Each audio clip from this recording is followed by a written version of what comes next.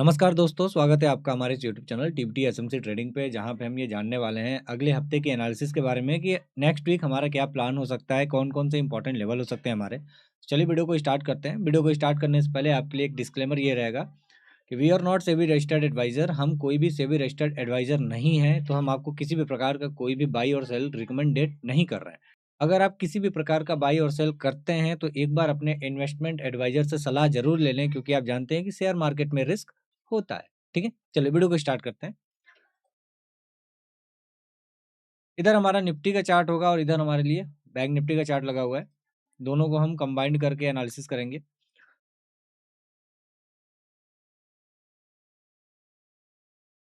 Bank Nifty में weekly time frame को अगर देखा जाए तो bank Nifty weekly time frame एक स्ट्रॉन्ग जोन के साथ इस हफ्ते बंद हुई है। ये बंद हुई है स्विंग के डिमांड के साथ, जो कि मार्केट में एक डिफेंस का काम करेगी अगर प्राइस इस लेवल पे आता है तो। ठीक है?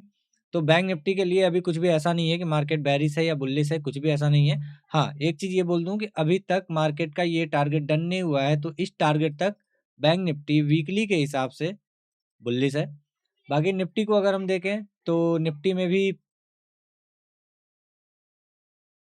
भी मार्केट ने अपने डिमांड जोन को टैप किया था, तो डिमांड जोन टैप होने के बाद अभी भी ये पॉइंट बचा हुआ है जहाँ तक मार्केट ऊपर के लिए जा सकती है। ठीक। अब एक चीज़ मैं आपको ये भी बताना चाहूँगा, जैसे होता क्या है कि आप वीकली एनालिसिस जब करने जाते हैं, तो आपको ऐसा लगता है कि वीकली एनालिसिस अगर हमारी बुल्लिश है, तो मार्केट पाँचों दिन भागेगी, ऐसा कभी नहीं होगा। आपका वीकली एनालिसिस बुल्लिश है, तो आप बस वो पॉइंट खोजिए कि मार्केट में वो बुल्लिश पॉइंट कहाँ-कहाँ पे आपको मिल रहा है, कौन-कौन सी ऐसी जगहें हैं, जहाँ से आप ऊपर की तरफ प्लान कर सकते हैं। अगर आप ये सोचे कि हमारा वीकली बुल्लिश है, तो उसमें फॉल कैसे आ गई, तो ये सोचना गलत है। ये सोचना ही गलत हो जा रही है वहाँ पे।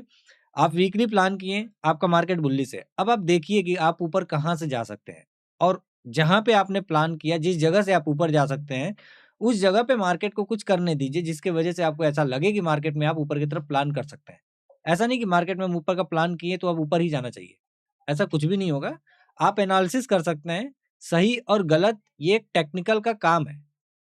ये एक टेक्निकल का काम है जो आपको सही और गलत होने देगा, ठीक है? चलिए, तो वीकली एनालिसिस के लिए अभी हमारा टारगेट यहाँ तक के लिए बुलिश ये हुआ और यहाँ तक के लिए हमारा बुलिश ये टारगेट है। अब आते हैं हम डेली टाइम फ्रेम पे। डेली टाइम फ्रेम क्या बता रहा है? डेली टाइम फ्रेम पे मार्केट बंद है अपने सप्लाई ज़ोन पे। ये बहुत अच्छी न्यूज़ है, क्योंकि अगर बुलिश होना था तो इसका होना बहुत ज़रूरी था, ठीक है? हमारा टारगेट अभी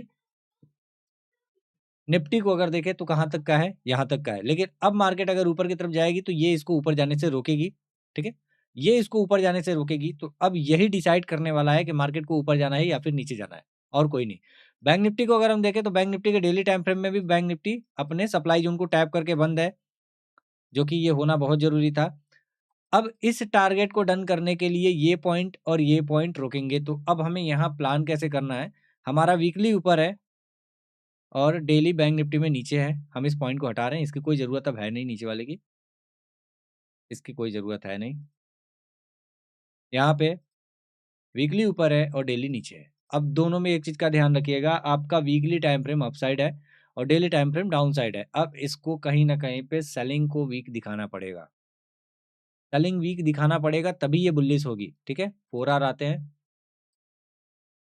4 आवर के टाइम फ्रेम पे अभी ऐसा कुछ दिख नहीं रहा है। हाँ, मार्केट अगर नीचे गिरती है मंडे को और इसके नीचे से मार्केट नीचे आती है और यहाँ से अगर इस लिक्विडिटी को ग्रैब करती है फर्स्ट सेशन में, मंडे को ध्यान रहे कि मार्केट अगर नीचे आई और फर्स्ट सेशन की प्राइस ऐसे लिक्विडिटी को ग्रैब करती है, तुरंत आप या तुरंत मैं, आप नहीं मैं, तुरंत मैं यहाँ से अपसाइड की तरफ एक प्लान करूँगा और फिर हमारा डायरेक्ट ये टारगेट डन होगा, ठीक है? कब होगा? जब ये लिक्विडिटी ऐसे ग्रैब होगी। ये लिक्विडिटी ग्रैब होना बहुत ही ज़्यादा ज़रूरी है अगर मार्केट को एक बड़ा बाइंग देना है तो। 4 आवर के कंडीशन अगर यहाँ पे देखें, तो 4 आवर रिजेक्शन तो ले रहा है प्रॉपर तरीके से। बहुत थोड़ा-सा माइनर सा ही रह गया है। अगर अगली कैंडल ओपन होती है, नीचे की तरफ आती है, तो यहाँ पे भी सेम प्लान होगा। जैसे ही इसके नीचे से मार्केट ऊपर निकलना स्टार्ट करेगी, कुछ ऐसे, तो 4 आवर हम अपसाइड के लिए प्लान करेंगे। जैसे ही मार्केट इसके नीचे से ऊपर निकलना स्टार्ट करती है, तो 4 आवर हम अपसाइड के लिए प्लान करेंगे। अब बात ये आती है कि ये नीचे आएगी तब तो, तो 1 आवर की तैयारी देखते हैं कि 1 आवर क्या तैयारी करके बैठा हुआ है।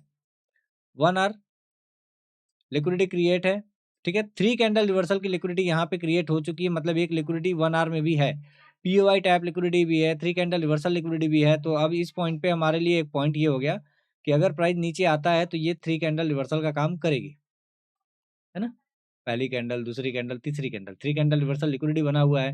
अब मार्केट लिक्विडिटी ग्रैब करके अगर ऊपर की तरफ यहाँ क्लोज करती है, 1 आवर की भी कैंडल भी क्लोज कर जाती है तो भी अपना काम हो जाएगा। 1 आवर ही क्या 10-15 मिनट भी अगर ऊपर की तरफ बताता है तो भी अपना काम हो जाएगा यहाँ से। यहाँ पे अगर हम आए 1 आवर को देखें तो 1 आवर के टाइम फ्रेम पे यहाँ पे कुछ ऐसा नहीं दिख रहा है।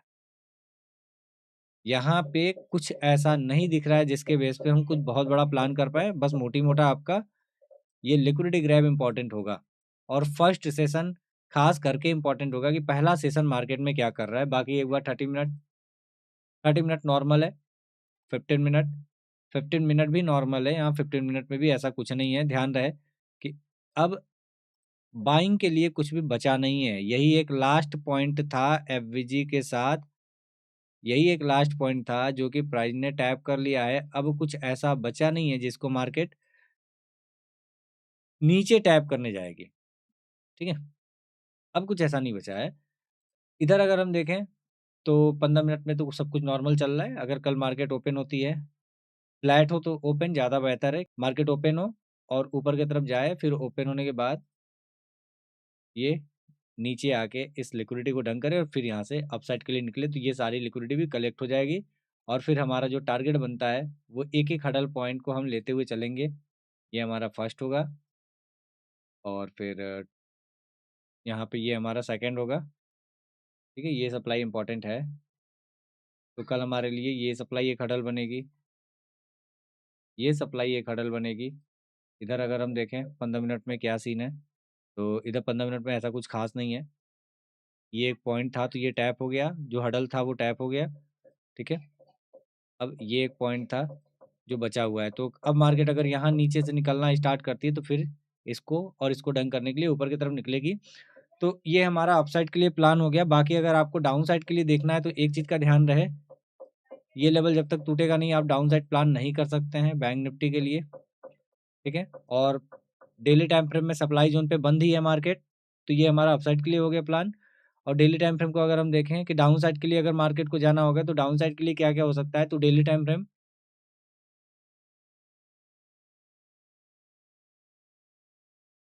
बैंक निफ्टी वीकली अप है, ठीक है? और डेली डाउन साइड है। तो डेली में सप्लाई ज़ोन टैप है, मार्केट को अगर नीचे आना होगा तो सप्लाई ज़ोन ऑलरेडी टैप हो चुका है, इसमें अब कुछ बचा नहीं है जिसको वो टैप करेगी। निफ्टी में भी सप्लाई ज़ोन टैप हो चुका है, अगर प्राइस को नीचे आना है तो आपको थोड़ा-सा वेट करना होगा। 4 घंटे की कैंडल 4 घंटे की कैंडल यहाँ तो सब नॉर्मल चल रहा है, यहाँ पे भी सब नॉर्मल है। एक बार सेंसेक्स को वॉच कर लेते हैं, क्या पता सेंसेक्स कुछ क्लियर करे क्योंकि बैंक निफ्टी और निफ्टी 4 घंटे से कुछ ऐसा क्लियर नहीं कर रहे हैं।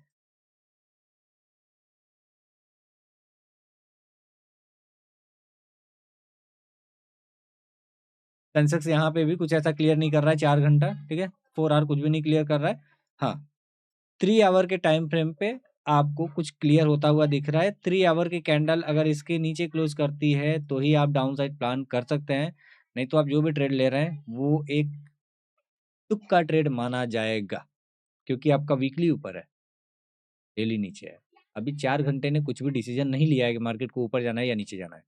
जब तक 4 आवर सेलिंग वीक नहीं दिखाता है, आप ऊपर का प्लान नहीं कर सकते हैं। जब तक 4 आवर रिवर्सल नहीं लेता है, आप नीचे की प्लान नहीं कर सकते। 4 घंटे से नीचे डाउन साइड की तरफ अभी प्लान कर ही नहीं सकते, इसलिए हम 4 घंटे से नीचे प्लान भी नहीं कर रहे हैं। और बैंक निफ्टी में भी 3 आवर में ही इसके नीचे रिवर्सल है। निफ्टी की बात करें तो निफ्टी इसके नीचे क्लोज़ करनी चाहिए 3 आवर के टाइम फ्रेम पे, तभी हम डाउन साइड प्लान कर सकते हैं। तो ये हमारा लास्ट वीक का या सॉरी नेक्स्ट वीक के लिए प्लान होगा।